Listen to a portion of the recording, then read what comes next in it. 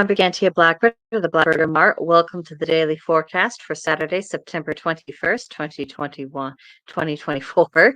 Wow. Okay. After I record this, we're going to be getting some caffeine in my system. Clearly, I need it. But it is the day of the witch and the wizard. It is Saturn's day, Loki's day, the 31st of Virgo, the 19th of Vine, the 31st of Bear, and the 22nd of Tamandir. The sun is in Virgo, mutable earth, representing industry. The moon is third quarter Taurus, fixed earth, representing creating value. Mercury is in Virgo, mutable earth, which is linguistic skill. Venus is in Libra, cardinal air, representing harmony. Mars is in Cancer, cardinal water, which is seeking security. Jupiter is in Gemini, mutable air, representing questing. Saturn is retrograding in Pisces, mutable water, which is to redefine dreams. Uranus is retrograding in Taurus, fixed earth, representing rebellion.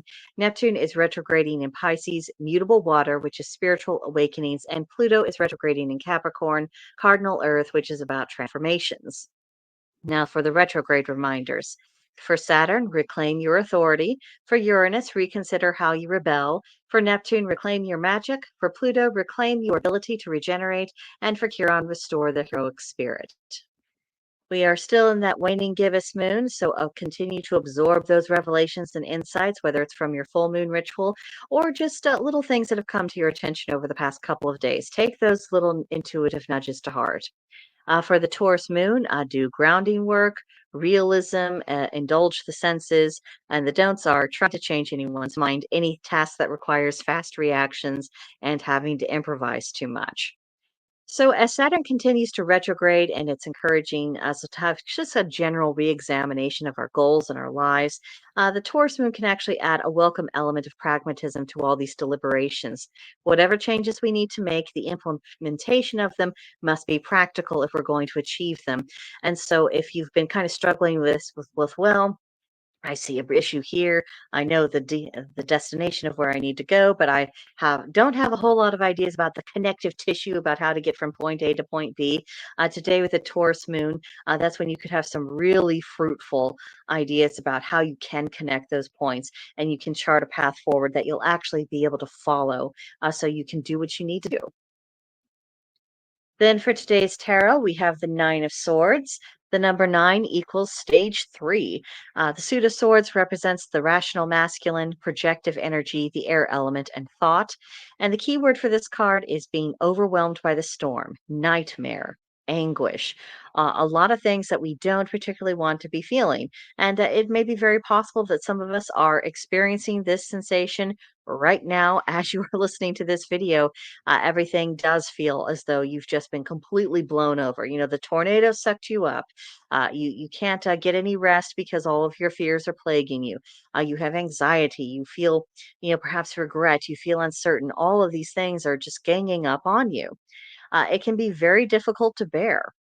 However, all of these things, even the worst of times, they do pass. And the answer that we're seeking is probably found within the suit of this card itself about rationality, thought, being able to get out of this. Because sometimes our thoughts are, they might seem, oh, this is a cold, rational, objective assessment of a situation. But you look again and you realize, well, that was really influenced by my worst fears and my own personal biases and a lot of other factors that are much more emotionally driven than what I would have liked. Because the thing with thought is that it can be very solution oriented. So when we find ourselves in our thoughts and the thoughts aren't actually going in solution direction, but they're going to this I don't know what I'm going to do. Everything is bad, kind of direction. That's a sign that the water element within you is getting perhaps a trifle too strong, and you need to lean a lot more into the more analytical problem solving side of your brain. So, a lot of food for thought there. Today's Celtic Triad reads 3 types of profit from producing, from investing, from a good reputation. So, your own productive work and services provided, it is the foundation of your economic situation. That is what you produce. Any money you gain from that is your profit. And then, as far as investing goes, when you do wisely invest in other people's businesses, it can yield great gains. And anyone in that line of work, I do wish you a lot of success because When people are financially successful, it enables them to do a lot of things that they otherwise wouldn't have done. And that in turn generates other employment opportunities for people so they can provide their work, so they can do their services, so they can create their products. And then as for the good reputation is really beyond price. And when you are known as a good person, when you are known as being an honest actor, someone who can be relied upon, that makes it much more likely that people will stand by you in times of trouble. And look, we are experiencing times of trouble. We don't know how severe they will get, but we do know that there's plenty going on right now that isn't very pleasant. And it's important to be around people that you can rely upon. And it's important for you to also be that reliable person. Next up, today's magical correspondences. They are centered on the idea of limitations. The color is black, the plant is the nettle, the animal is the snake, and the crystal is obsidian. So, when it comes to limitations, I suppose first question is it a temporary limitation, just set of circumstances? Is it permanent? Just something that's just this is the way that it is. Is the limitation real? Is it an illusion? And wisdom is required to sort out these questions. So, drawing upon these correspondences, especially if you're employing them with divination or any kind of meditation or path working, it can help you explore the nature of exactly what your limitation is that you're dealing with. And then, of course, the more you understand what it is and just how pliable it is or how solid it is, that will help you decide how to best chart your course forward. Because if you're acting as though a limitation is temporary and it's actually really, really permanent, any of your coping skills, anything you're planning to do about it, is not going to be successful because you're not acknowledging the nature of the reality you're faced with. So, if this is something you're needing to explore, I hope that you do find this information helpful. Then, for today's practice, identify your personal spiritual weaknesses and strengths. And how will you address this state of affairs after Samhain? Because, I mean, tomorrow is going to be Mabon, and then next month, at the end of the month, we have Samhain. And then from there, it is the witch's new year. So, are you going to make it a new year for yourself? And are you willing to take a long look in the mirror and really assess your situation to decide what kind of year you need to make it? Then the next up is list the benefits of your natal Saturn sign over the current Saturn placement. Look at your crown chakra. Are you connecting with any being or energy that's unexpected? Today's Hermetic principle is gender. What would be a genuine balance between the sexes, taking both parties' natural inclinations into account?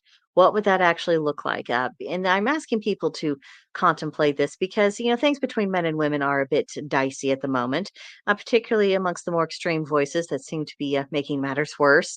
And so, whenever an individual is contemplating about where is a more I don't wanna say an even keel exactly, but where is the seesaw, more of this gentle, back and forth, everyone's okay, versus this up and down, and just general sense of hostility and distrust. What does, something healthier actually look at, and why do you think that is? Worth thinking about.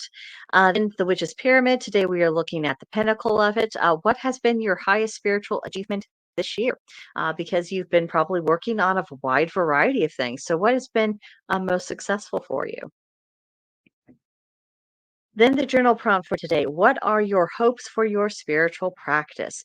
I think we can get so bogged down with all the things we think we need to know and the things that other people tell us that we need to know or prioritize that we can get lost about, what did we have in mind when we began this journey to begin with? What were we hoping then? What was the actual goal and aim? Do we need to perhaps, bring ourselves back closer into alignment of what that thing was? Have we kind of strayed from the past? Have we gotten distracted by other things that, maybe aren't the most relevant thing for us to be doing at this time? It's just something to contemplate and explore and hopefully help you hear your own inner voice a little bit more clearly. And that is what I have for you today, gang. Have an absolutely magical day. Remember that the Blackbird Grimoire can be found on both YouTube and Rumble. And of course, you are always welcome at the Oak and Elder Witchery. It is on Gilded. There's a link to join in the description.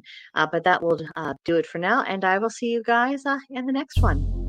Bye for now.